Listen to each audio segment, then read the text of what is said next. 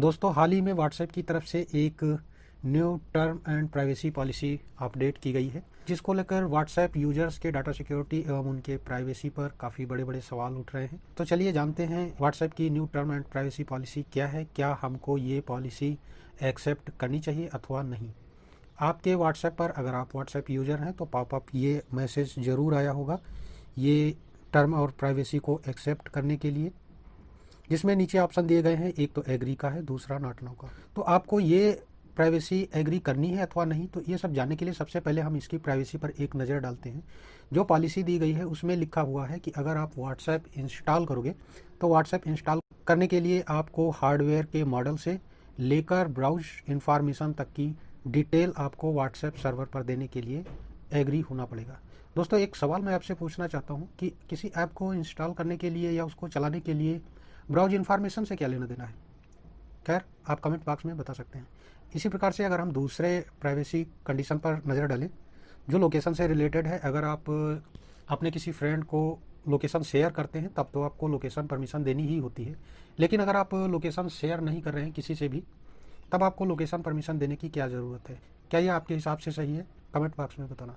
इसी प्रकार से अगर हम अगली कंडीशन के बारे में नज़र डालें जो कि सबसे ही यूजलेस और सबसे ही खतरनाक है एक डाटा प्राइवेसी के लिए, जैसे कि आप देख सकते हैं कि इसमें लिखा हुआ है व्हाट्सएप जो आपकी पर्सनल डिटेल है, डाटा है, प्राइवेसी है, वो सब इस नई कंडीशन के तहत जो भी है व्हाट्सएप पर, चाहे आपका फेसबुक पे अकाउंट है अथवा नहीं है, आपका डाटा प्राइवेसी, आपकी डिटेल्स फेसबुक के साथ शेयर की जाएंगी।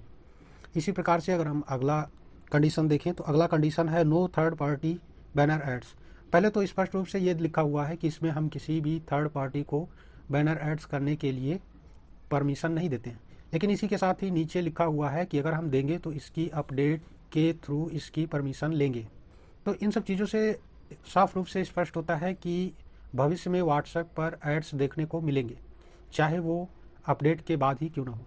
इसी प्रकार से अगर हम अगली अपडेट की कंडीशन देखें तो इसमें मिनिमम एज को 16 ईयर्स लिखा गया है कि 16 ईयर से कम के जो लोग हैं वो इसको यूज नहीं कर पाएंगे। इसी प्रकार से अगर हम अगली अपडेट को देखें, अगली जो कंडीशन है इनकी टर्म कंडीशन की, वो ये है कि अगर कोई इन्हांसमेंट या वायलेशन टाइप का आप व्हाट्सएप के थ्रू मैसेज यूज करते हो तो व्हाट्सएप को ये राइट होगा कि आपको बिना नोटिफिकेशन किए आपका अकाउंट बंद कर दे। तो दोस्तों ये थी व्हाट्सएप की कुछ नई टर्म्स प्राइवेसी और पॉलिसी को लेके। आपका क्या सुझाव है कि आपको इन कंडीशंस को एक्सेप्ट करना चाहिए अथवा नहीं करना चाहिए? एक चीज़ इसके साथ में और बताना चाहूँगा कि अगर आप 8 फरवरी 2021 तक ये टर्म और कंडीशंस प्राइवेसी की जो हैं अगर आप एक्सेप्ट नहीं करते हैं तो आपका व्हाट्सएप अकाउंट ऑटोमेटिकली डिलीट कर दिया जाएगा। जहाँ तक कि मेरा मानना है कि अगर सवाल प्राइवेसी और पॉलिसी का है तो कोई भी यूज़र नहीं चाहेगा कि उसकी पर्सनल डिटेल्स, प्राइवेसी, उनका डाटा जो भी सिक्योर है, जो भी उनकी प्राइवेसी है, वो फेसबुक जैसे ऐप के साथ साझा की जाए। चाहे वो व्हाट्सएप या फेसबुक का बिजनेस प्लान है, जो भी है, अपनी प्राइवेसी कोई भी शेयर नहीं करना चाहता दूसरे के साथ में। आपका क्या सुझाव है, आपकी क्या राय है, हमको कमेंट करके बताइए।